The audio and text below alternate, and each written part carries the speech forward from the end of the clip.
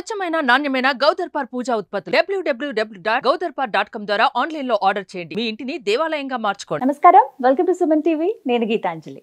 August 19వ తారీఖున శ్రావణ పౌర్ణమి. మనందరికీ తెలిసిందే రాఖీ పూర్ణిమ అని. మరి ఆ రోజు యొక్క విశిష్టత, అలాగే ఏ సమయంలో రాఖీ కడితే మంచిది, ఆ రోజు తిథి పూర్తిగా ఉందా పౌర్ణమి, ఈ విశేషాలని తెలుసుకుందాము. వీటి గురించి వివరించేందుకు ప్రస్తుతం మనతో పాటు ఉన్నారు ప్రముఖ జ్యోతిష్యులు బ్రహ్మశ్రీ నందివట్ల శ్రీహరి శర్మ గురువు గారు. వారితో మాట్లాడి పూర్తి వివరాలు తెలుసుకుందాం. గురుగారు నమస్కారం అండి. వాగర్థావివ సంపృక్తౌ వాగర్థ ప్రతిపత్తయే జగతః పితరౌ వందే పార్వతీ పరమేశ్వరౌ. సదాశివ సమారంభాం శంకరాచార్య మధ్యమాం అస్మదాచార్య పర్యంతం వందే గురు పరంపరాం. ఆదిత్యాయ చ సోమాయ మంగళాయ బుధాయ చ గురు శుక్ర శనిభ్యశ్చ రాహవే కేతవే నమః. శృంగేరి జగద్గురు పీఠాధిపతులకి, కంచి పీఠాధిపతులకి నమస్కారములు తెలియజేసుకుంటూ కార్యక్రమాన్ని ప్రారంభిద్దాం. గురుగారు, ఆగస్టు 19 రాఖీ పూర్ణిమ. ముందుగా రాఖీ పూర్ణిమ విశిష్టత తెలియచేస్తారా? ఎప్పటి నుంచి అసలు ఇలా రాఖీలు కట్టడం అనేది ఆచారంగా, ఆనవాయితీగా అయిపోయింది? తప్పకుండానమ్మా. ఈ యొక్క 2024 సంవత్సరంలో ఆగస్టు 19వ తారీఖు రోజున రాఖీ పౌర్ణమి పండుగ జరుపుకుంటున్నాం. అయితే దీనికి ఒక విశిష్టత, ఎప్పటికీ లేనటువంటి విశిష్టత ఏంటంటే ఈసారి శ్రావణ పౌర్ణమిని మహాశ్రావణి అనే పేరుతో పిలుస్తున్నారు.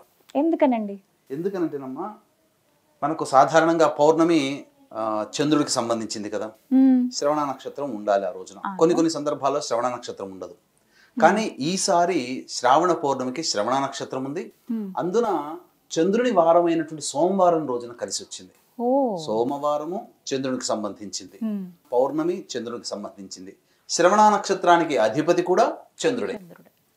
కాబట్టి ఈ సందర్భంగా ఏంటనంటే ఈ యొక్క శ్రావణ పౌర్ణమిని మహాశ్రావణి అని అంటారు.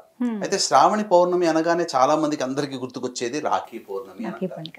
కానీ వాస్తవానికి ఏంటంటే అన్ని పౌర్ణమి లాగానే శ్రావణ పౌర్ణమి, ముఖ్యంగా పూర్వకాలంలో ఈ శ్రావణ పౌర్ణమిని మన తెలుగునాట ఏ విధంగా ఆచరించేవారంటే, యజ్ఞోపవీత ధారణ కలిగినటువంటి కుటుంబాలలో ఉత్తరాయణంలో ఈ యొక్క ఉపనయన సంస్కారం జరిపించి శ్రావణ పౌర్ణమికి మళ్ళీ ఉపాకర్మ జరిపించుకొని తదనంతరం వేద విద్య అభ్యసనం లేదా ఏదైనా గురుకుల పాఠశాలలో అభ్యసనం కోసం పంపించేవాళ్ళు. ఈ విధంగా జరుపుకునేవాళ్ళు. కానీ ఈ యొక్క శ్రావణ పౌర్ణమికి కొన్ని చారిత్రక ఆధారాల ప్రకారం మనకు ఉత్తరాది ప్రాంతం నుంచి ఇది రాఖీ పౌర్ణమిగా మనకు అందుబాటులోకి మనకు తెలుస్తుంది. అయితే ముఖ్యంగా మొట్టమొదటిగా ఈ యొక్క రాఖీ పౌర్ణమిని జరుపుకున్నటువంటి సందర్భం ఏంటంటే, ఈ యొక్క బలి చక్రవర్తితో యుద్ధం చేసినటువంటి, దేవాసుర సంగ్రామంలో యుద్ధం చేసినటువంటి ఆ ఇంద్రునికి రక్షగా గౌరీ అమ్మవారిని ఉపాసన చేసి ఇంద్రుని భార్య అయినటువంటి శచీదేవి ఆ యొక్క తోరము కట్టింది. 9 గ్రంథులతో ఉన్నటువంటి తోరంని రక్షగా కట్టింది. ఆ రోజు శ్రావణ పౌర్ణమి, శ్రావణ మాసంలో ఉన్నటువంటి పౌర్ణమి తిథి రోజున మొట్టమొదటి చారిత్రక ఆధారంగా. ఇక రెండవ ఆధారం గనక చూసుకున్నట్లయితే, బలి చక్రవర్తి గొప్ప విష్ణు భక్తుడు. ఆ విష్ణు భక్తుడు తన యొక్క భక్తి పార్వశ్యంతో, భక్తితో విష్ణువునే గెలిచి విష్ణువే తన యొక్క రాజ్యానికి రక్షకుడుగా ఉండే విధంగా భక్తితో సంపాదించుకున్నాడు. వైకుంఠం వదిలినటువంటి ఆ యొక్క విష్ణు భగవాను యొక్క జాడ తెలుసుకున్నటువంటి లక్ష్మీదేవి తిరిగి మళ్ళీ విష్ణు భగవాన్ని వైకుంఠానికి తీసుకురావడం కోసం ఆ యొక్క లక్ష్మీదేవి బలిచక్రవర్తికి, అదే గౌరీ అమ్మవారిని ఉపాసన చేసి బలిచక్రవర్తికి రక్షగా కట్టి తన భర్తని తనకు తిరిగి ప్రసాదించమని వేరుకుంది. ఆ విధంగా బలిచక్రవర్తికి కట్టినటువంటి రక్ష కాబట్టి అప్పటి నుంచి ఆ యొక్క మంత్రము అనేటువంటిది వచ్చింది. ఏనబద్ధో బలిరాజు అని చెప్పి అంటే దాని అంతరార్థం ఏంటంటే, బలిచక్రవర్తినే బంధించినటువంటి ఓ రక్ష, అటువంటి శక్తిని మళ్ళీ నాకు ప్రసాదించి నా యొక్క సోదరుని రక్షించు, నేను ఎవరికైతే రక్షగా కడుతున్నానో వాళ్ళని రక్షించు అని చెప్పే ఉద్దేశంతో ఈ యొక్క ఏనబద్ధో బలిరాజు అని చెప్పేటువంటి ఒక మంత్రాన్ని ఆ రక్షగా కడుతూ ఆ విధంగా సోదరీమణులు సోదరునికి రక్షగా కడతారు. అయితే కేవలం ఇది సోదరుడికి సోదరి కట్టేటువంటి భావన కాకుండా తనకిష్టమైనటువంటి వ్యక్తులను రక్షించే ఉద్దేశంతో ఈ విధంగా కట్టవచ్చు. కేవలం ఒక స్నేహితురాలు స్నేహితుడికి కట్టవచ్చు. భార్య తన భర్త యొక్క ఇంద్రాణి, శచీదేవి ఇంద్రుడు కట్టారు కదా. అట్లాగే భర్త యొక్క యోగక్షేమాన్ని కోరి ఆ శ్రావణ పౌర్ణమి రోజున రక్షగా భార్య కట్టవచ్చు, స్నేహితులు కట్టవచ్చు, సోదరీమణులు కట్టుకోవచ్చు, గురువు శిష్యుడికి కూడా కట్టవచ్చు, రక్షగా ఉండాలని ఉద్దేశంతో. అయితే ఇంకొక గాథ ప్రకారం చూసుకుంటే మనకు చారిత్రక ఆధారాల ప్రకారం చూసుకున్నట్లయితే శిశుపాలుని వధించేటువంటి సందర్భంలో సుదర్శన చక్రాన్ని వదిలినప్పుడు చేతికి ఆ చూపుడు వేలికి గాయం అవుతుంది కృష్ణ భగవానుల వారికి. అంతటా ఆ సమయంలో రాజసూయ యాగం జరుగుతున్న సందర్భంగా జరిగింది కాబట్టి ఆ సమయంలో ద్రౌపది గమనించి అది హుటాహుటిన కృష్ణుడు వారి దగ్గరికి వెళ్ళి ఆ విధంగా తనకున్నటువంటి చీర కొంగుని చింపి ఆ వేలికి కట్టుగా కట్టింది. దానికి కృతజ్ఞతాభావంతో ద్రౌపది వస్త్రాపహరణ సమయంలో ద్రౌపదికి మానభంగం కలగకుండా తన యొక్క కృతజ్ఞతను చాటుకున్నారు కృష్ణ భగవానుల వారు. అంటే ఆ యొక్క శిశుపాలుని వధ జరిగింది, ఆ యొక్క ద్రౌపది తన చీర కొంగు తీసి కట్టింది, అది శ్రావణ పౌర్ణమి. కాబట్టి ఈ విధంగా మనకు గాథలు అనేటువంటి చారిత్రక ఆధారాలు మనకు కానవస్తున్నాయి. అయితే ముఖ్యంగా గమనించుకోవాల్సిన అంశం ఏంటంటే శ్రావణ పౌర్ణమి రోజున చాలా విశిష్టత. అంటే ముఖ్యంగా ఆ రోజున చేయవలసినటువంటి విధానం ఏంటంటేనమ్మా, శ్రావణ పౌర్ణమి రోజున ముఖ్యంగా గౌరీదేవిని ఆరాధన చేయాలి. ఏ స్త్రీ అయినా కానీ ఎవరైనా కానీ ఎవరికైతే రాఖీ కడతారో ఆ రాఖీ కట్టేటువంటి సందర్భంలో వాళ్ళకి ఆ దేవతా శక్తి రావాలనేటువంటి ఒక సదుద్దేశంతో శ్రావణ పౌర్ణమి మనకి ఏమైంది 19వ తారీఖు ఆగస్టు 2024వ తారీఖు నక్షత్రం శ్రవణ నక్షత్రం ఉదయం 8:08 వరకు ఉంది. కాబట్టి సూర్యోదయ పూర్వమే ఎవరైతే ఎవరికి రాఖీ కట్టాలని అనుకుంటారో ఆ రాఖీ కట్టే వాళ్ళు సూర్యోదయ పూర్వమే కాలకృత్యాదులన్నీ తీర్చుకొని ఆ యొక్క గౌరీ అమ్మవారు అంటే ఎవరండి, పార్వతీ అమ్మవారు, దుర్గా అమ్మవారు, ఆ అమ్మవారి పాదాల దగ్గర తాను రాఖీ కట్టదలిచినటువంటి వ్యక్తికి సంబంధించి మంచి జరగాలనే సదుద్దేశంతో 9 ముడులు కడిగినటువంటి తోరములు, ఆ విధంగా 3 తోరములు తీసుకోవాలి. తీసుకొని తమలపాకు మరియు వక్కలు, ఆ వక్కలు పెట్టి ఆ యొక్క తోరములు ఆ విధంగా అక్కడ పెట్టి ముందుగా గణపతి పూజ చేసుకొని గణపతి యొక్క అనుగ్రహం తీసుకొని తదనంతరం లలితా సహస్రనామం కానీ దుర్గా సహస్రనామం కానీ ఇంకా చెప్పాలి అని అంటే శివ సహస్రనామం ఏదైనా కానీ మీకు ఇష్టమైన దేవతా సహస్రనామాన్ని ఆ ముందు పారాయణం చేసి లేదా లలితా సహస్రనామం లలితా త్రిశతి పారాయణం ముమ్మార్లు చేసి ఆ విధంగా మనము పూజ ముగించుకోవాలి. అయితే దీనికంటూ కూడా ఒక సమయం ఉందమ్మా. అంటే ఏ సమయంలో చేయాలి అని అంటే ముఖ్యంగా వాడవలసినటువంటి ద్రవ్యములలో చూసుకుంటే బంగారు రాఖీ కానీ వెండి రాఖీ కానీ కట్టమన్నది. ఈ రోజు మనకు అనేక సందర్భాల్లో వస్తున్నాయి. అందరికీ బంగారం కట్టుకునే తాహత ఉండదు కదా, కనీసం వెండి రాఖీ కట్టగలిగేటువంటి తాహత ఉంటుంది ఎవరికైనా కానీ. ఈ రోజున 300-400 పెడితే వెండి రాఖీ వస్తుంది. వెండి రాఖీని కూడా ఆ పూజా సమయంలో పెట్టుకోవాలి. పెట్టుకున్న తర్వాత ఈ యొక్క రాఖీ కట్టే సమయం చాలా ప్రధానమైంది. వీక్షించేటువంటి ప్రేక్షకులు చాలా జాగ్రత్తగా గమనించండి. ఈసారి శ్రావణ పౌర్ణమి రాఖీ పౌర్ణమి చెప్పుకునే మనము చేసుకోవాల్సినటువంటి సమయం ఏముందనంటే భద్రాకరణం అనేటువంటిది ఉందమ్మా. అంటే ఆ సమయంలోనే కట్టాలంటారా? ఆ భద్రాకరణంలో ఉండగా ఎటువంటి శుభకార్యాలు చేయకూడదు. ఇక్కడ భద్రాకరణానికి సంబంధించి 2 గాథలు ఉన్నాయి. ఏంటంటే రావణాసురుని యొక్క సోదరి భద్ర, ఆ విధంగా ఆ రావణాసురుని యొక్క సోదరి శూర్పణఖ భద్రాకరణంలో ఉండగా రాఖీ కట్టింది కాబట్టే దేవాసుర సంగ్రామంలో రాముడి మీద ఓడిపోయాడు, రావణాసురుడు హతమయ్యాడు. ఎందుకంటే మనకు ఈ యొక్క దసరా నవరాత్రుల్లోనే కదా ఈ యొక్క యుద్ధం అని జరిగింది. మరి దసరా కంటే ముందే కదా శ్రావణం వచ్చేది. కాబట్టి శూర్పణఖ ఈ భద్రాకరణం ఉన్నటువంటి సమయంలో రాఖీ కట్టడం తత్ప్రభావం వల్లనే ఆ యొక్క రావణాసురుడు సంహరించబడ్డాడు రామ రావణ సంగ్రామంలో అని చెప్పారు. భద్రాకరణం ఉన్నప్పుడు రాఖీ కట్టకూడదు.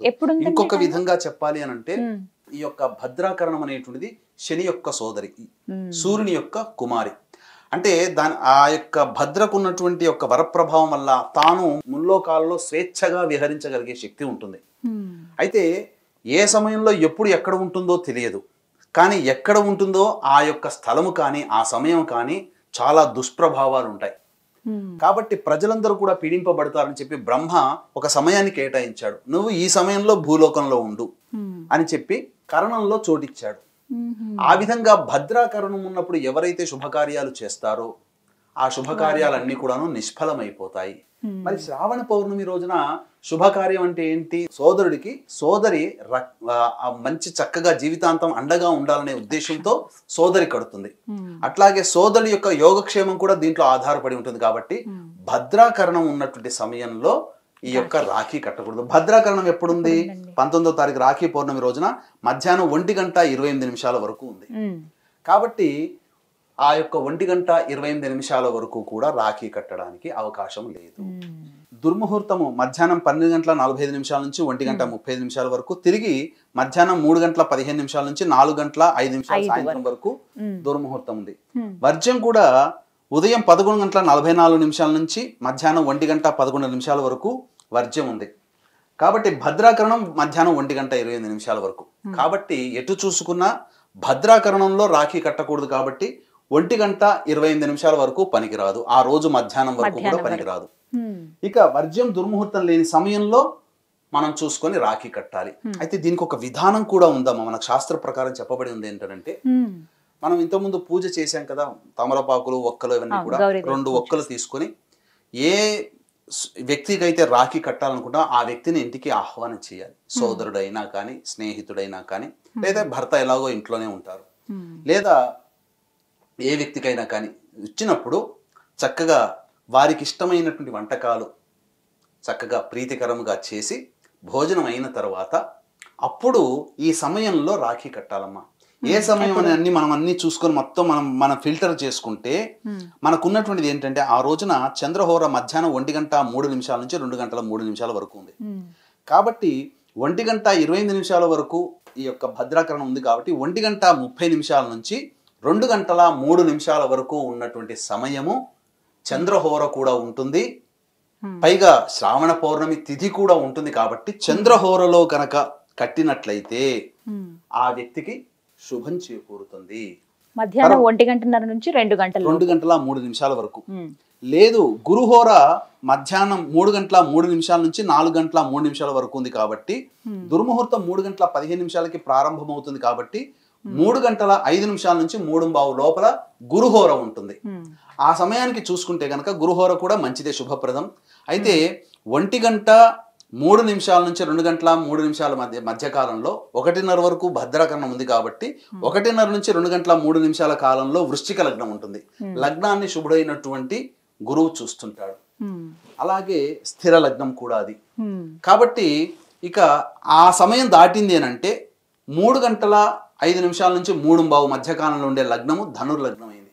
కాబట్టి వీక్షించేటువంటి ప్రేక్షకులు ఈ యొక్క సమయంలో అనగా 1:30 నుంచి 2:03 మధ్య కాలంలో రాఖీ కట్టినట్లయితే చంద్రహోరలో కట్టిన వాళ్ళు అవుతారు. స్థిర లగ్నమైనటువంటి వృశ్చిక లగ్నంలో కట్టినట్టు అవుతారు. లగ్నాధిపతి అయినటువంటి కుజుడు చూస్తున్నాడు లగ్నాన్ని, అలాగే గురువు కూడా చూస్తున్నాడు. ఆ సమయానికి లగ్నానికి అష్టమ శుద్ధి ఉందమ్మా. అన్ని ఏ మంచి పనులు చేసినా అష్టమ శుద్ధి ప్రధానంగా ఉండాలి. అష్టమ శుద్ధి లేకపోతే అది దాని యొక్క ఆయుష్, ఆ ముహూర్తం యొక్క ఆయుష్ తగ్గిపోతుంది. అందుకనే మనకు విజయనగర సంస్థాపన చేసే సమయంలో ఆ యొక్క ముహూర్త శుద్ధి సరైనటువంటి సమయంలో విద్యారణ్యుల వారు చెప్పినప్పటికీ తొందరపాటుతో ముందుగానే చేశారు. కాబట్టి 400 ఏళ్ళు మాత్రమే పరిపాలించగలిగారు విజయనగరం రాజుల వారు. లేకపోతే ఇప్పటికీ కూడా పరిపాలన సుస్థిరంగా ఉండేది.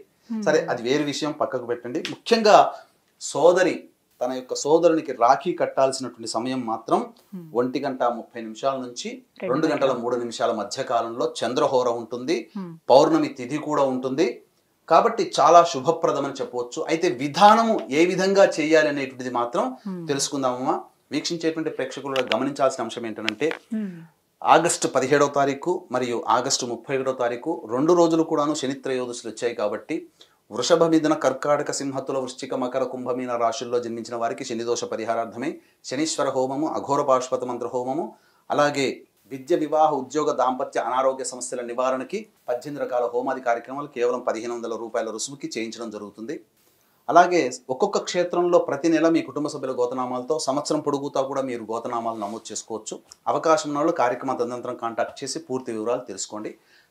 సంధ్యా సమయంలో ఈ యొక్క హోమాదులు జరిపించబడతాయి. సాయంత్రం 4 గంటలకి ప్రారంభమవుతుంది హోమాది పూజా కార్యక్రమాలు. కాబట్టి 1 గంట లోపల మీరు గోతనామాలు నమోదు చేసుకోవచ్చు. ఇక పూజా విధానాన్ని మనం తెలుసుకుందాం. ఏ విధంగా సోదరుడికి రాఖీ కట్టాలి అన్నప్పుడు, సోదరునికి భోజనము అవన్నీ తాంబూలాదులన్నీ ఇచ్చిన తర్వాత అప్పుడు సోదరులు తూర్పు ముఖంగా ఉండాలి, తూర్పు వైపు ఫేస్ చేస్తుండాలి. సోదరి ఆ యొక్క ప్లేట్లో, రాగి ప్లేట్లో కానీ లేకపోతే ఇత్తడి ప్లేట్లో కానీ వెండి ప్లేట్లో కానీ దీపారాధన కుందులు 2 తలా ఒక్కొక్క దీపారాధనలో 2 ఒత్తులు వేసి తీసుకొని రావాలి, నువ్వుల నూనె వాడాలి దాంట్లో. తదనంతరం దీపారాధన చేసిన తర్వాత పక్కనే ఆ 2 తమలపాకుల్లో 2 పోక చెక్కలు కూడా ఉండాలమ్మా. ఉన్న తర్వాత ఆ యొక్క సోదరుడికి అలంకరణగా బొట్టు పెట్టి అప్పుడు ఒక పోక చెక్క తీసుకొని కుడివైపు నుంచి ఎడం వైపుకి ఇలా ఒకసారి క్లాక్ వైజ్ డైరెక్షన్లో తీయాలి. తీసి ఆ పోక చెక్క పక్కకు పెట్టాలి. రెండో పోక చెక్క తీసుకొని మళ్ళీ ఎడం వైపు నుంచి కుడి వైపుకి ఇలా దిష్టి తీస్తాం కదా, ఆ విధంగా చేసి అప్పుడు పక్కకు పెట్టేయాలి. అప్పుడు దీపారాధన కుందులతో దీపారాధన చక్కగా చేసి హారతి ఇచ్చిన తర్వాత, అనగా హారతి విధంగా మనం దీపావళి రాత్రి నాడు ఏ విధంగా అయితే హారతి తీసుకుంటాం అలా ఇచ్చిన తర్వాత అప్పుడు సోదరుడికి తన చేతితో చేసినటువంటి తీపి పదార్థాన్ని పెట్టాలి, నోట్లో తినిపించి అప్పుడు ఆ యొక్క పొద్దున పూట ఉదయం 8 గంటల లోపల పూజ గౌరీ అమ్మవారి దగ్గర త్రిశతి లలిత త్రిశతి నామావళి లలిత సహస్రనామంతో పూజ చేశాం కదా, ఆ 3 తోరాలని చేతికి కట్టాలి. కట్టేటప్పుడు ఏనబద్ధో బలిరాజు అనే మంత్రం ఉంది కదా, దాని అర్థం ఏంటంటే అర్థం చేసుకుంటూ చేస్తే చాలు, మంత్రం చెప్పాల్సిన పని లేదు. దాంట్లో ఉన్న మంత్రార్థము అంటే బలి చక్రవర్తినే బంధించగలిగినటువంటి ఓ తోరమా, నీవు అంటే అంతటి రాక్షస శక్తినే నువ్వు బంధించగలిగావు, నా సోదరుడికి లేదా నా స్నేహితుడికి లేదా నా భర్తకి లేదా నా శిష్యుడికి భవిష్యత్తులో వచ్చేటువంటి ఇబ్బందులన్నీ కూడాను బంధింపచేయి అనే ఉద్దేశము, భావనతో మంచి జరగాలనే ఉద్దేశంతో నా సోదరుడు, నా భర్త, నా శిష్యుడు, నా స్నేహితుడు విజయవంతుడై ఉండాలి అన్ని కార్యక్రమాలు అనే భావన చేసుకుంటూ 3 తోరాలు కట్టాలి. తర్వాత తాను లౌక్యంగా మనం వాడుకునేటువంటి రాఖీ కట్టాలి. ఈ విధంగా రాఖీ కట్టాలమ్మా. ఈ విధంగా చేసి పెద్దవాడు సోదరుడైతే ఆశీర్వచనం తీసుకోవాలి, భర్త అయితే భర్త ఆశీర్వచనం తీసుకోవాలి, స్నేహితులైతే ఆలింగనం చేసుకోవాలి, ఇక శిష్యుడైతే ఆ శిష్యుడు గురువుకి నమస్కారం చేయాలి. ఈ విధంగా చేసి తీసుకోవాలి. తర్వాత అప్పుడు సోదరుడు తన వెంట తెచ్చుకున్నటువంటి అంటే ఆ సోదరుని ఆనందింప చేయాలనంటే బహుమతులు, సోదరికి ఇష్టమైనటువంటిది ఏదైనా కానీ బహుమతులు ఇవ్వాలి, భర్త భార్యకి బహుమతులు ఇవ్వాలి, శిష్యుడు గురువుకి ఏదైనా ఉపయోగపడే వస్తువులు ఇవ్వాలి, స్నేహితుడు ఇరువురు కూడా ట్రాన్స్ఫర్ చేసుకోవచ్చు, తప్పులేదు, ఏదైనా వస్తువులు వాళ్ళకి ఇష్టమైనది. ఈ విధంగా ఒకరు రక్ష కోరి మన రాఖీ కడితే ఇంకొకరిని ఆనందింపచేసే ప్రక్రియ ఇది. దీనివల్ల ఇలా చేయడం వల్ల చాలా శుభాలు కలుగుతాయి. ఎందుకనంటే శాస్త్రం ప్రకారం మనము అష్టమ శుద్ధి ఉన్నటువంటి ముహూర్తమే చెప్పాము, ఏ సమయంలో పడితే ఆ సమయంలో చెప్పలేదు. ఇక మధ్యలో శనిహోరం ఉందమ్మా, 2 to 3 గంటల నుంచి 2 గంటల 3 నిమిషాల నుంచి మధ్యాహ్నం 3 గంటల 3 నిమిషాల్లో ఉన్నది సమయం ఉంది, అది మంచిదే కావచ్చు కాక, కానీ శనిహోరం ఉంది. శనిహోరంలో మనం ఎలా శుభాన్ని చేస్తాము, చెయ్యము. కాబట్టి మనం అన్ని రకాలుగా ఆలోచన చేసి శుభమంగళమైనటువంటి ముహూర్తమే మనం పెట్టడం జరిగింది. కాబట్టి ఎల్లరూ కూడా ఈ విధంగా చెప్పినటువంటి విధానాన్ని ఆచరించి చక్కటి శుభ ఫలితాలు పొందుతారని ఆశిస్తున్నాం. మొత్తగా మధ్యాహ్నం 1:30 నుంచి 2 గంటల 3 నిమిషాల లోపు రాఖీ కడితే కట్టిన వారికి చాలా శుభం కలుగుతుంది. చాలా సంతోషం అండి, చాలా చక్కగా వివరించారు గురుగారు. ధన్యవాదాలండి. సర్వం శ్రీ ఉమామహేశ్వర పరబ్రహ్మార్పణమస్తు.